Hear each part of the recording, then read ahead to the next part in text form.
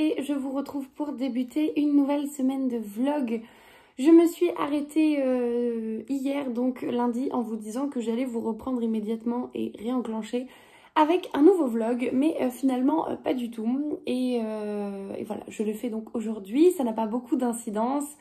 Je vous parle donc de la lecture que j'ai débutée, qui est La femme au manteau violet de Clarisse Sabart. J'avais commencé, alors j'avais lu que les 10 ou 15 premières pages de sa romance de Noël et nous danserons sous les flocons, donc c'est pas bien grave, je l'ai mise de côté et peut-être que je la recommencerai même intégralement. Je lis donc La femme au manteau violet en lecture commune avec pas mal de copines. C'est une lecture, il me semble, qu'on a organisée à la base dans le cadre des lectrices Charleston entre nous. Et finalement, je crois qu'il y a pas mal de personnes qui se sont greffées avec nous. Mais peut-être que je vous dis des grosses bêtises, je sais plus du tout. Bref, toujours est-il que j'ai débuté cette lecture. C'est mon premier Clarisse Sabart dans la mesure où pour en fait cet auteur, je n'ai jusqu'ici lu que ces 2 romances de Noël. Je n'ai jamais lu ces autres romans alors que je les ai quasiment tous dans ma palle. Vous avez vu sur la queue de Monsieur Gustave. J'ai donc dans ma palle La lettre de Rose, La plage de la mariée et je me demande même si j'en ai pas un autre. J'ai donc celui-ci aussi. Et c'est par celui-ci donc qu'on a décidé de commencer. Il est à double temporalité. En 2018, nous suivons Jo qui, à la suite d'un accident, apprend qu'elle risque la rupture d'anévrisme et que l'opération qui pourrait la sauver n'est pas sans risque. Persuadée qu'elle va mourir, elle se réfugie chez son grand-père. Elle découvre alors qu'il a reçu 15 ans plus tôt un pendentif accompagné de quelques mots griffonnés de la part de Charlotte qui n'a jamais oublié Gabriel. Ce souvenir vous revient de droit. Déterminée à percer ce secret de famille, Jo se rend en Angleterre sur les traces du mystérieux bijou. 1929, Charlotte et son mari se rendent à New York en voyage d'affaires. Là-bas, la jeune femme s'éprend du charmant Ryan. Lorsqu'il apprend qu'elle l'a trahi, son époux, pris d'un violent accès de rage, la laisse pour morte. À son réveil, Charlotte comprend effondrée qu'il est parti avec ses papiers. Il lui est désormais impossible de rentrer en France et de rejoindre son fils Gabriel. Un roman qui traverse les océans, les générations et s'interroge sur la maternité dans la vie d'une femme. Donc une histoire très prometteuse. Pour l'instant, j'ai lu 73 pages et le livre en fait 363, ce qui n'est pas énorme, mais j'aime franchement beaucoup cette lecture. Donc voilà, affaire à suivre, je vous en reparle très rapidement et je pense d'ailleurs que je vais filer de ce pas le dévorer. Voilà, je vous reprends demain. Hello, on est mercredi, je vous prends, il fait encore jour, waouh, c'est un miracle je crois. Il est 16 h, je fais une petite pause dans ma journée avec un thé et voilà, histoire de couper un petit peu. Je voulais vous parler assez brièvement de ma lecture en cours, qui est donc toujours La femme au manteau violet de Clarisse Sabart. J'ai pas mal avancé hier, enfin j'ai pas mal, non, j'ai lu 70 pages, mais pour moi c'est pas mal en ce moment. J'en suis à page 137 et franchement j'aime beaucoup cette lecture, j'ai hâte de voir ce qu'elle va me réserver. On suit donc, je vous en ai parlé hier, mais on suit Jo qui va décider de partir sur les traces d'une carte et d'un médaillon qui a été envoyé à son grand-père. Elle va essayer de remonter un petit peu le fil de l'histoire et ce voyage va la mener en Angleterre où elle va faire la connaissance de plusieurs personnes et notamment de Doris qui va un petit peu lui expliquer ce qu'il a pu se passer dans la vie de ses ancêtres. Voilà. C'est très prenant, l'écriture de Clarisse Sabart elle est très agréable, je suis franchement très agréablement surprise pour l'instant. Parce que jusqu'ici j'avais lu donc, comme je vous le disais, les 2 premières romances de Noël de Clarisse Sabart. Et on était sur une plume, alors j'avais bien aimé, mais on était sur une plume un peu plus légère. Là je trouve que on a des personnages qui sont plus travaillés. Alors bien sûr, ça n'a rien à voir, vous me direz, une romance de Noël c'est aussi fait pour être léger. Mais voilà, je trouve que là on a un petit peu plus de profondeur sur les personnages. Et ce côté double temporalité, c'est vraiment sympa pour comprendre vraiment tout ce qui s'est passé. Donc voilà, une belle découverte pour l'instant. Je vais repartir travailler, je n'ai rien d'autre à vous dire. En ce moment je suis désolée, hein, c'est pas palpitant, je lis comme un escargot et en plus de ça je ne reçois rien de particulier. Je m'en plains pas du tout, hein, j'en reçois déjà bien assez, mais voilà, je n'ai pas grand chose à vous dire. En tout cas, j'en profite quand même pour vous remercier 1000 fois pour les très gentils messages que vous m'avez envoyés par rapport notamment à la période pas très cool que je traverse en ce moment. Et par rapport à tous vos encouragements aussi et vos petits mots de soutien pour notre nouvelle vie et notre déménagement. Voilà, ça me va droit au cœur, ça nous va droit au cœur. Et ça fait tellement plaisir. À la fois, ça fait très très très très peur. Je vous avoue que je suis terrifiée à l'idée de tout quitter et de tout rétablir ailleurs, à l'idée de devoir organiser tout ça, de devoir penser à tout. Mais je pense que c'est que de belles choses qui s'annoncent pour nous. Et voilà, il faut être capable de voir le positif aussi. Et puis même si ça fait beaucoup parce que tout arrive d'un coup, et ben c'est comme ça. Et il faut s'adapter. Donc merci encore une fois pour tous vos petits messages, ça me touche beaucoup. Et puis moi je vous dis à demain.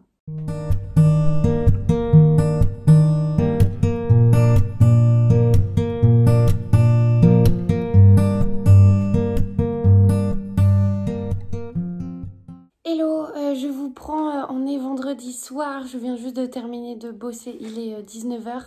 Et je dois partir, donc je n'ai pas franchement le temps de vous faire un update lecture. Je n'ai pas encore terminé La femme au manteau violet, mais j'approche de la fin. Je crois que je suis... il doit me manquer 80 pages, quelque chose comme ça. Donc j'espère le finir ce soir. Mais j'aime beaucoup cette lecture, je vous en reparlerai un peu mieux. Je suis désolée, depuis le début de la semaine, je cours un peu dans tous les sens. Potentiellement, nous avons peut-être trouvé un appartement à Paris. Affaire à suivre, je vous en reparlerai. Mais voilà, donc pas mal de choses à penser, pas mal de boulot aussi, ce qui fait que je touche pas franchement terre en ce moment. Mais tant mieux, c'est pour de jolis projets, donc c'est cool. Je vous prends simplement parce que j'ai reçu un colis. Je ne sais pas franchement ce que c'est, donc je vais l'ouvrir avec vous.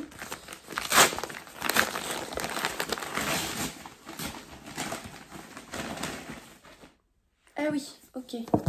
Donc c'est Mort sur le transsibérien de C.J. Farrington, donc chez Hugo Thriller.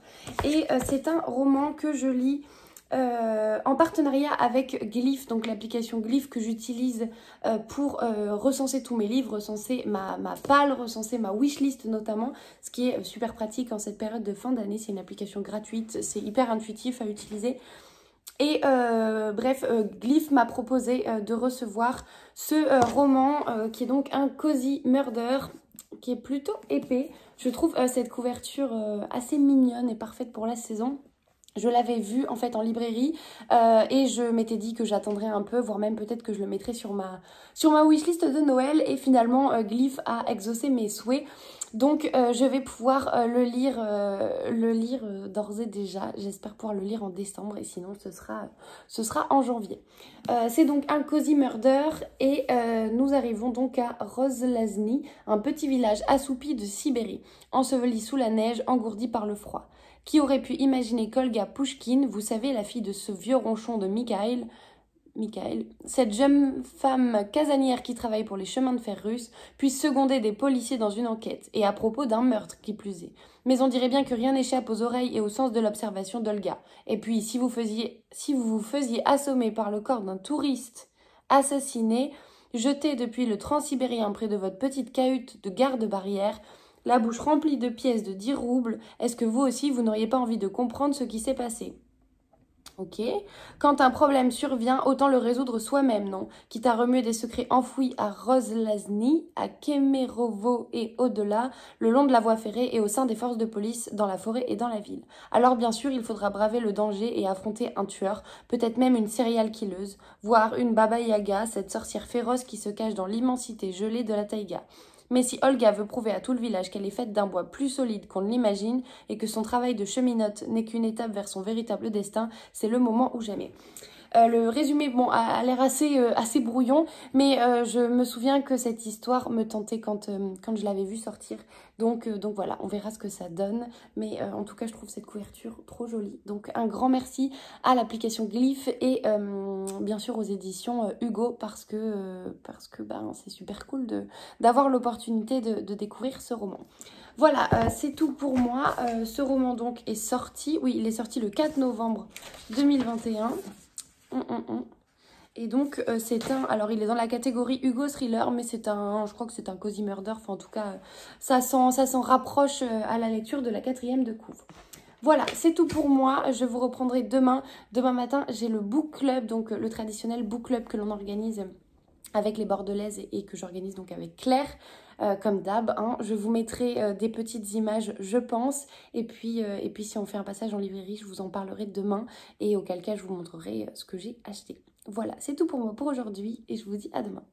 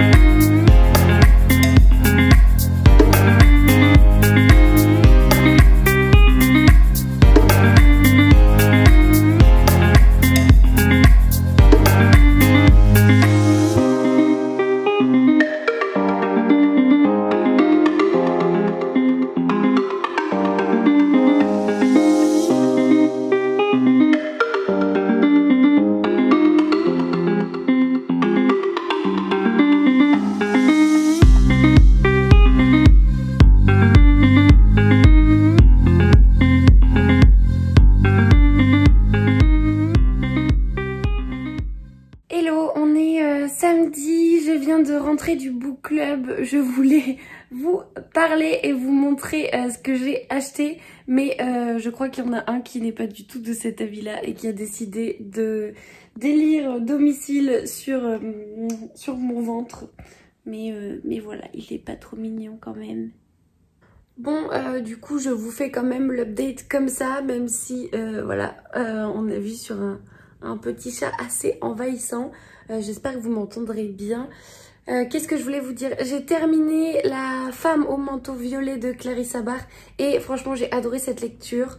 Même si je l'ai traînée en fait sur toute la semaine parce que j'étais fatiguée et que je lisais 50 pages à peu près par jour. Je pense que ça se voit peut-être un petit peu à ma tête que je suis un peu KO en ce moment et que vivement les vacances, ça va faire du bien, je crois. Bref, tout ça pour dire que du coup, ce roman, je l'ai traîné, mais ça n'a pas empêché franchement que je passe un super moment. J'ai adoré cette lecture, j'ai franchement été contente de découvrir la plume de Clarissa Bach autrement que dans une romance de Noël parce que je trouve que c'est vraiment très différent. On est sur quelque chose de plus travaillé, je trouve. Et voilà, j'ai franchement bien aimé les personnages, notamment Charlotte et tout ce qu'elle a pu traverser. Donc, Charlotte qui a vécu dans la partie passée, donc je crois que c'est en 1929, notamment à New York.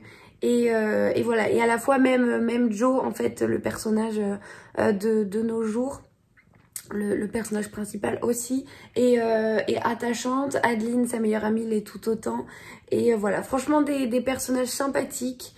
Une histoire plutôt bien travaillée. Ce côté voilà secret de famille aussi, ça me plaît totalement.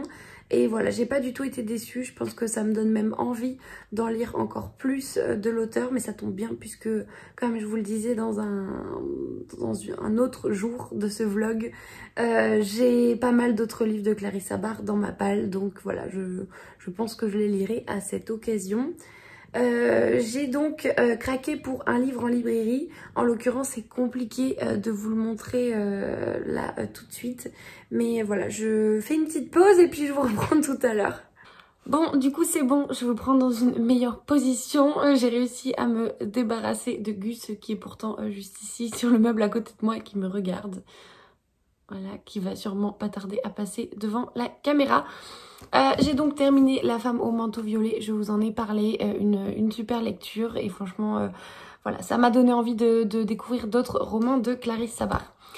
Concernant ma prochaine lecture, je pense que je vais être obligée de lire donc Odette et le taxi jaune puisque c'est une épreuve non corrigée donc dans le cadre de l'aventure Charleston et je dois rendre mon avis pour le 19 et nous sommes le 11 décembre, voilà, donc il me reste 8 jours au rythme d'escargot auquel j'avance pour mes lectures. C'est pas spécialement ce que j'avais envie de lire en ce moment, j'avoue que je pense que je me serais dirigée vers Le Passager sans visage de Nicolas Beuglet qui me fait incroyablement envie, mais voilà, je dois passer par celui-là d'abord, donc je l'entamerai et je vous en parlerai peut-être un peu mieux à ce moment-là.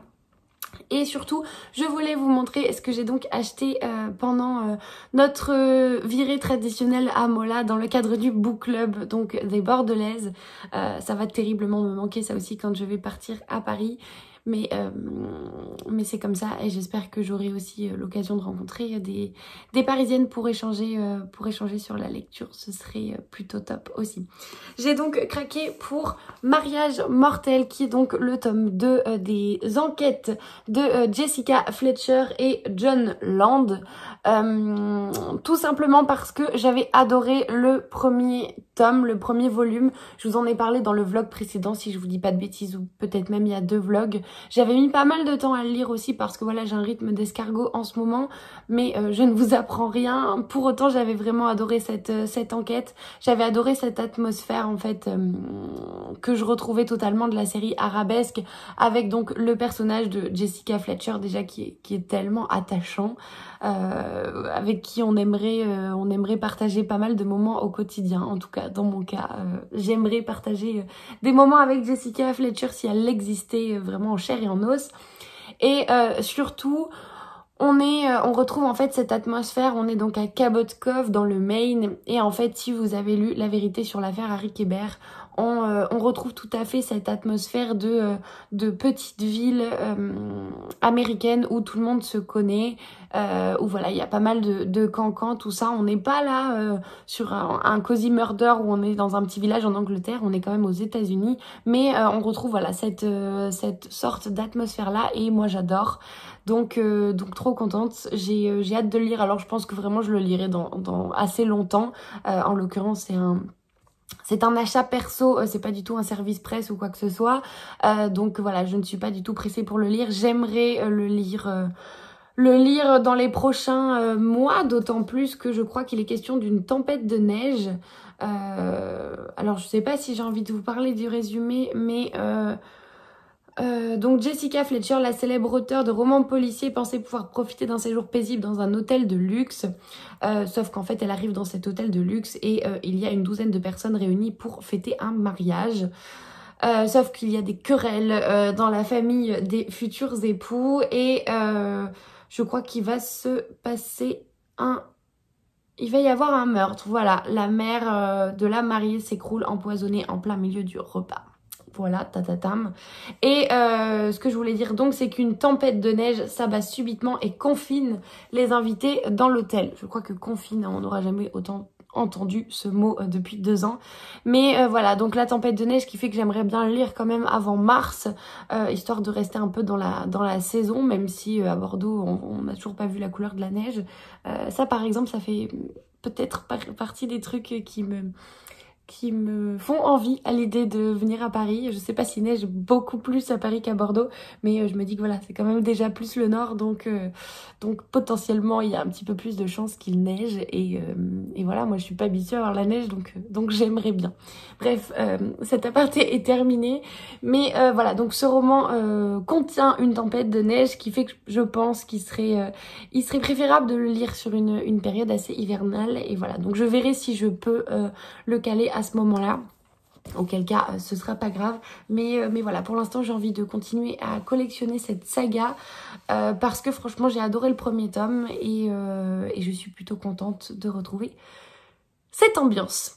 Bref, voilà, on est donc samedi après-midi, il est 16h30 et je crois que je vais partir faire la sieste parce que concrètement je suis KO, totalement HS. Je pense que je vais prendre mon livre, donc ma nouvelle épreuve non corrigée, me faire un petit thé, notamment le thé au cannelé que m'a donné Karine, qui fait partie donc du book club des Bordelaises. J'ai trop hâte de le goûter et voilà, je vais me poser, me faire un petit moment cocooning, me déshabiller m'habiller aussi parce que je suis encore en collant avec un short, etc. Donc me mettre à l'aise, concrètement j'en rêve depuis que je suis rentrée.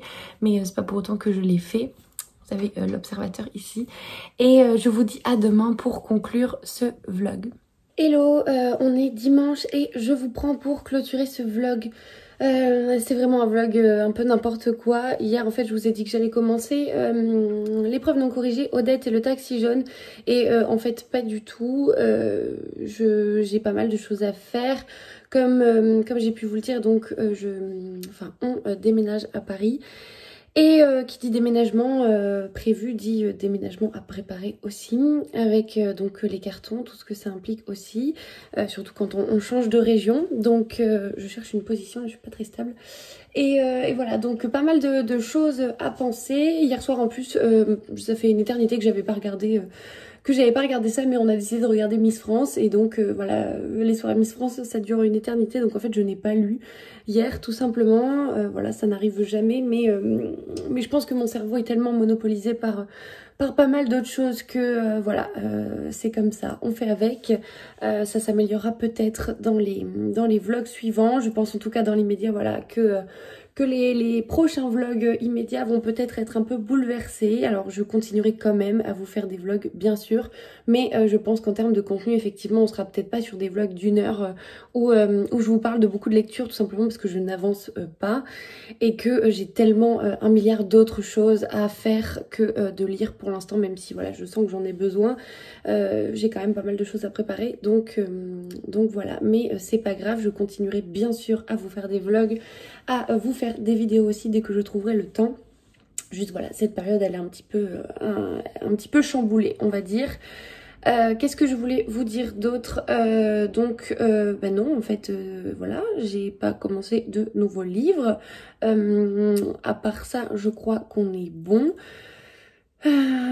Et du coup, c'est le moment pour moi de clôturer ce vlog. J'espère que malgré tout, malgré ce format un petit peu court, un petit peu chamboulé et bizarre, peut-être assez étrange, j'espère quand même que vous avez passé un agréable moment en ma compagnie.